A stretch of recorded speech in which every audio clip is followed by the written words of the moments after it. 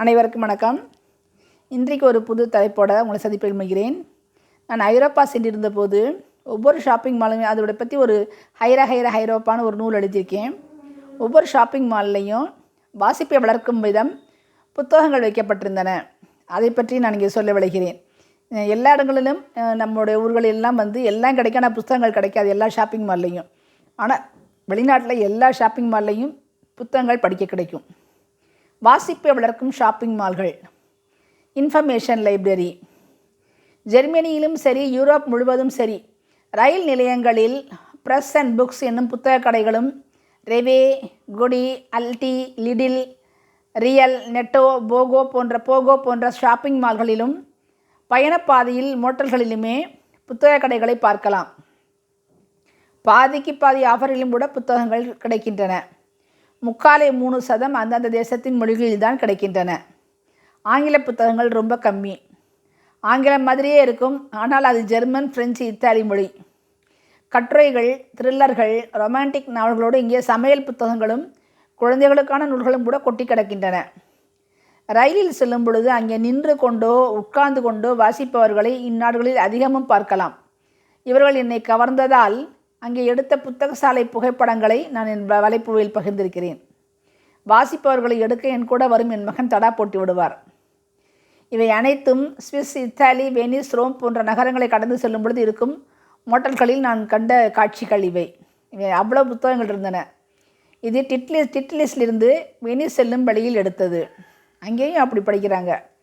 50 முதல் 70% வரை offer. Andrea Camilleri collections அதிகம்.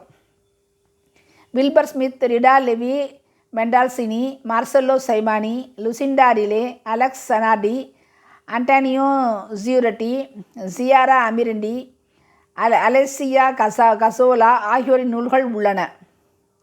இது இத்தாலியில் உள்ள ஒரு கடையில் எடுத்தது. இங்கே Glenn Cooper, Lucinda Riley, Luca di Fulvio, Elena Ferrante, Camilla Lackberg, Ilaria Tuti, JK. Rowling, Harry Potter special, Clara Sanchez, Clive Cussler, Silvia Celani, Andrea Camilleri ஆகியோரின் நூல்களோடு குழந்தைகளுக்கான நூல்களும் ஓவியம் வரைய கற்றுத்தரும் நூல்களும் காணப்பட்டன. இது பாரிஸுக்கு செல்லும் வழியில் எடுத்தது. George R Martin, Margaret Atwood, Michel Bussi, Adam Christopher, Paulo Coelho, Elizabeth George, Douglas Kennedy, Fortin, Daniel Cole. பின்புறம் இருப்பவை மாதாந்திரிகள், முன்புறம் இருப்பவை சமையல் நூல்கள். இன்னொரு புறத்தில் லைப்ரரி, இன்ஃபர்மேஷன் லைப்ரரியாமாம். தேவையான விவரங்களை தேடிக்கொள்ளலாம் போலும். மொழி புரியாததால் எது சம்பந்தமாக என்று தெரியவில்லை. இது டூயிஸ்பர்க் சிட்டி லைப்ரரிக்கும் நான் சென்று வந்தேன். சும்மா போஸ்ட் தான் அங்கே உட்காந்து எடுத்து பார்த்துட்டு இருந்தேன் புக்கை. எல்லாம் ஆங்கிலம். அதுக்கு தலைமையிலே அகன்னா மாதிரி இரு புள்ளிகள். உச்சரிக்க ஒரு மாதிரி கஷ்டம்ப்பா. ஜெர்மன் அப்படித்தான், சான்ஸ்கிரிட் மாதிரி இருக்கும். இதுவும் சிட்டி லைப்ரரியில் சில்ட்ரன் பகுதி. அதில் உமன் மேகசினை உமன் என்ற மேகசினை ஃபோட்டோவுக்காக ஒரு புரட்டினேன். இதில் வீட்டிற்கு கீழே இருக்கும் ரெவேயிலும் போய் பார்த்தேன்.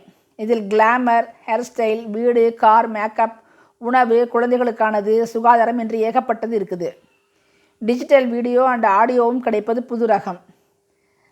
ரெவேயில் ரெவேக்கு அப்புறம் லிடலில் முன்புறம் இருக்கும் விளம்பர புத்தகங்கள், விற்பனை பொருள் பற்றியது. இவையும் கன்சியூமர் ப்ராடக்ட் பற்றிய புத்தகங்களே. இலக்கியத்தோடு வியாபாரத்தையும் வளர்க்கிறார்கள் வெளிநாட்டினர்கள். இது தோழியின் கவுசி வெட்டு நூலகத்தையும் எடுத்துகிட்டு இருந்தேன்.